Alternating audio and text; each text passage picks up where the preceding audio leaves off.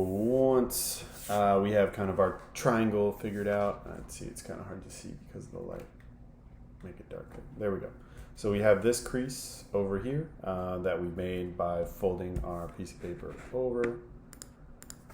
And what we want to do is either fold it one way or the other way.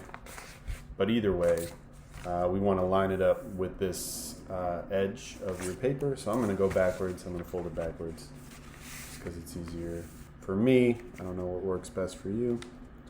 But you really want to fold this directly along the paper's edge that you just did. And you'll get something that looks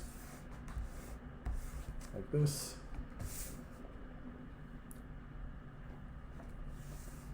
Right, so what we're doing right now is making creases or guides. We've done worksheets where we've done something like this, but these are going to serve a slightly different purpose. So we're going to open it all back up once you have kind of this area laid down. Sorry, this crease.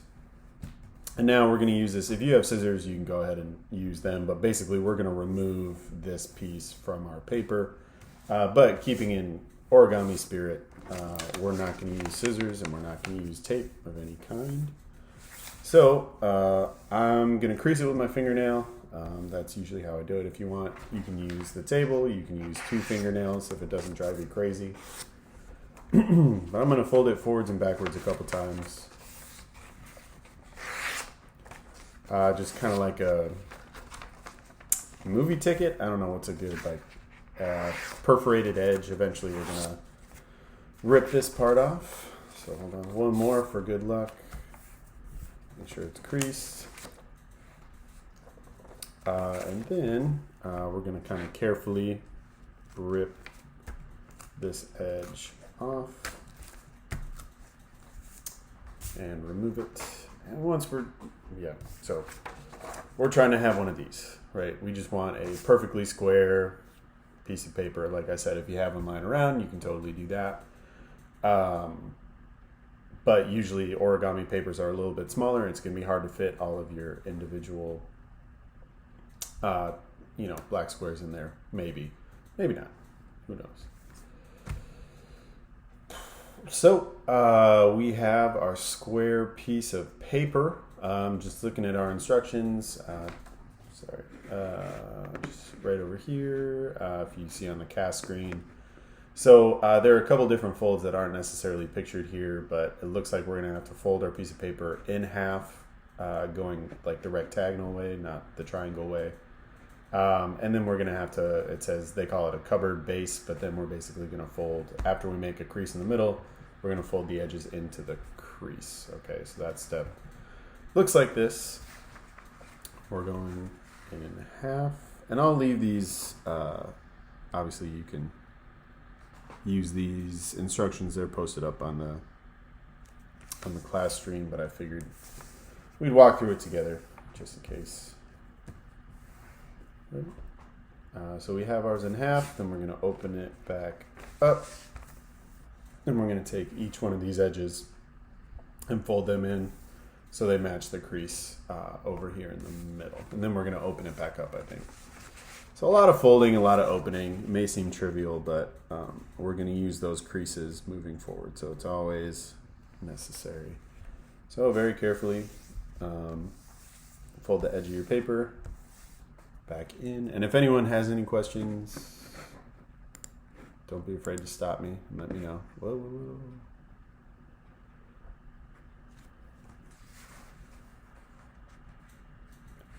So bringing it back to the middle, we're going to match these guys up same way.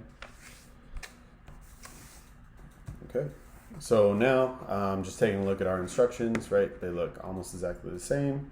Perfect. Then I guess we have to open these bad boys back up. So now we have a series of lines running vertically across our paper. That's perfect. Looks exactly like the instructions, so we're good to go. Looks like we're going to do the same thing going the other way. So now we're going to have to fold this edge up to the top carefully. Try to get that center crease.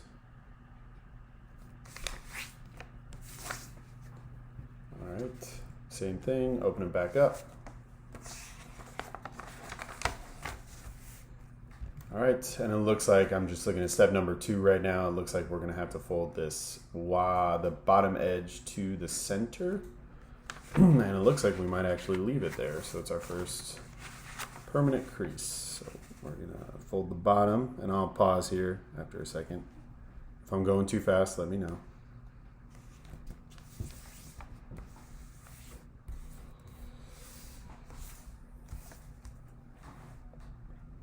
All right, looking good. It looks like step 3. I'll give you guys just a minute or so if you need it.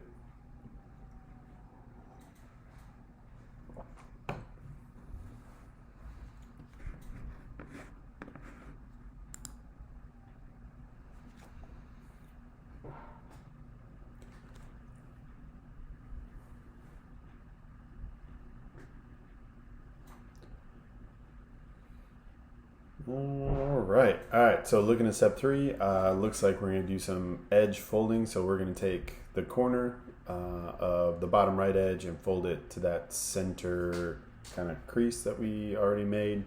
Same thing, left side to the center crease. And then we're going to have to do something a little tricky, it looks like, but we'll see. I'm not sure.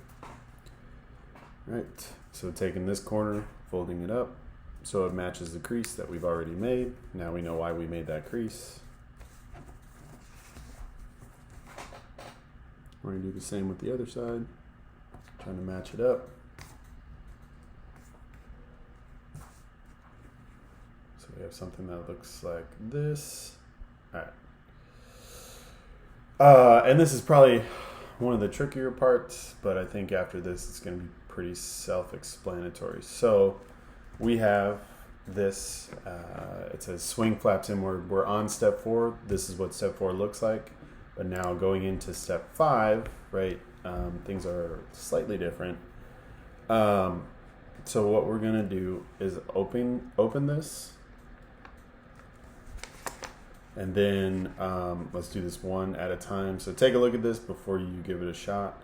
So we're going to fold along this crease right here, push it back inside, and then push this part down so that I have like basically a container, right? So again, on this side, we were like this, right? But now we want to tuck this corner, this edge into the inside. So we're going to open it up, take that corner, push it in, and then close it on down. So we have something that can catch our little squares on the inside. Okay, and that's the difference between step 4 and step 5. It's probably the toughest step to follow, but if you got it, you can definitely go ahead and move on. I'm going to do it one more time. So again, undoing it. I'm on step 4 right now, right? We just folded our corners in.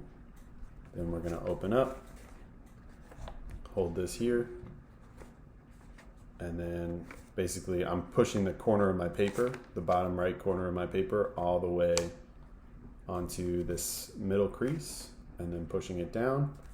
We're doing the same thing over here, taking the corner of my paper, lifting up and tucking it in, and then folding down.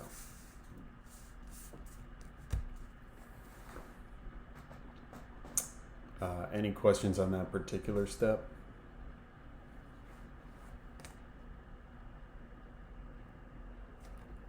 Wait time.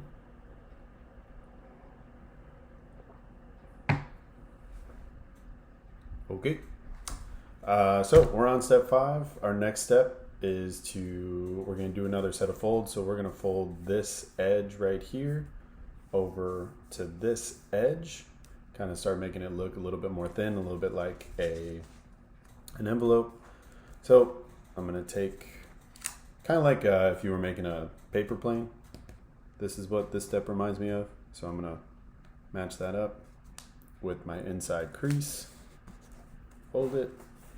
This is how I make my paper planes. I don't know how y'all make yours. So do the same thing with the other side.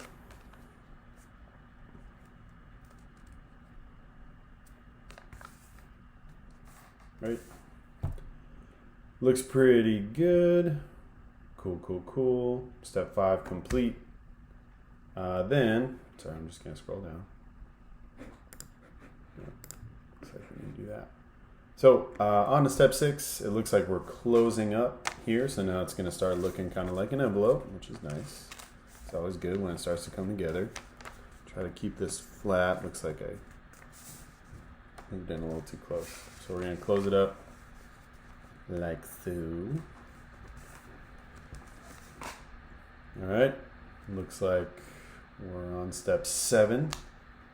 All right, once we have it closed, we're going to take the top corners and we're going to fold them to the center. Try to make it look like a little bit, like an envelope. Closing them in. Making a point. Again, kind of like a paper airplane.